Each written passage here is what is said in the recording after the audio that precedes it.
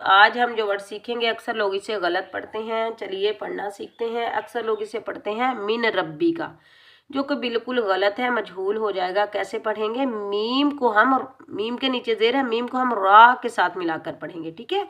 मीर रब्बी का, मीम को रा के साथ मिलाएंगे, रा को बा के साथ मिलाएंगे, ठीक है।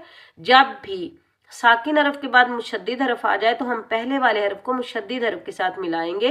साकिन हरफ इनके अंदर मुदगिम हो जाएगा, ठीक है। यहाँ इदगाम होगा, गुन्ना नहीं होगा, ठीक है। कैसे पढ़ेंगे? रा मुशद्दिद के ऊपर तशदीद आने की वजह से, रा और बा को तशदीद आने की वजह से हम सख्ती और जमाओ के साथ अदा करेंगे, ठीक है। कैसे पढ़ेंगे?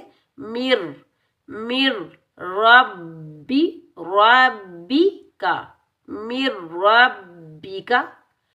अगर आपको मेरी वीडियो पसंद आए तो मेरे चैनल को सब्सक्राइब करें, मेरी वीडियो को लाइक करें। जो लोग सीखना चाहते हैं सवाब की नीयत से, उन तक मेरी वीडियो शेयर करें। अगर आप तजवीद के साथ कुरान पढ़ने में इंटरेस्टेड हैं तो मेरे चैनल पर जाकर सीख सकते हैं। अल्लाह हाफिज़।